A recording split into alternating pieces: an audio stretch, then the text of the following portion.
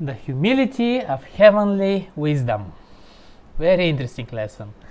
Looking through the texts, which are very powerful, by the way, is it possible that this is a lesson for the church corporate ladder about who can be ordained? I get your humor, Nick, and I get your irony there. I'm sure it can be relevant in many levels, but yeah.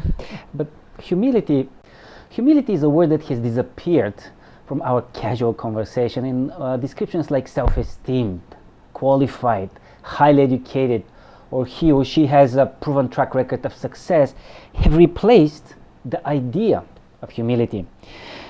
But it's a personal struggle to make a choice what kind of standards and values will actually formulate my personal philosophy of life. How do we decide our priorities? Who is wise among you and understanding, James is asking. Show it, but not the way you are used to, because your wisdom may be actually earthly, unspiritual, demonic.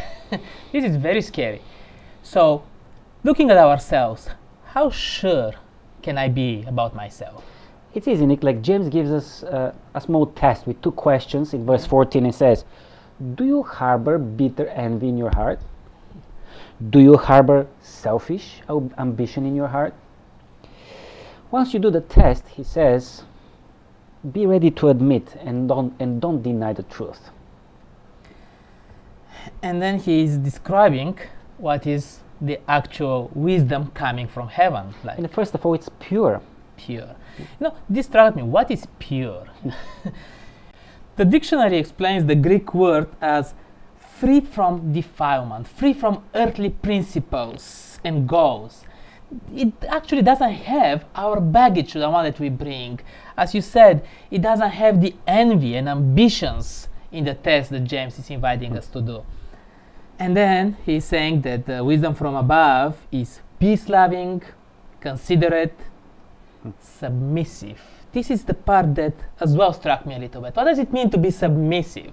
And again, the translation of the word is easily compliant. In other words, it's not obstinate. The wisdom from heaven is not difficult to work with. It doesn't cause issues like our wisdom does many often. And then it's full of mercy and good fruit, impartial and sincere. Wow. Can we get this? Nick, my human nature sometimes, I feel it's difficult to understand this heavenly wisdom. Naturally, I'm driven by my personal desires, my passions, my ambitions. How do I switch from earthly wisdom to a heavenly wisdom? And James finds it out that it's like a virus that works within me that actually destroys my spiritual health. There's no growth in righteousness then, unless I'm driven by the purity and the peace and the love and the submission and the mercy and the sincerity. Beautiful, but it sounds utopic a little bit, especially when seeing what follows in chapter 4. The reality is disturbing. What we see is fights, quarrels among us, and not only that, but as well battles within us. Why is this happening? The problem, James says, is that we want, but we don't get. We desire, but we don't have.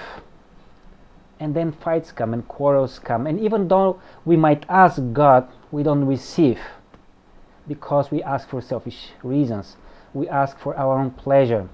And you know what I'm talking about. And the details there are very disturbing about extremities where we can go to kill and so forth. We are completely messed up in the things that we desire, in the way we do things, in everything. We are double-minded again from what James is saying. Yes, James sounds cruel, insensitive, will say some people today. He even says, you adulterous people.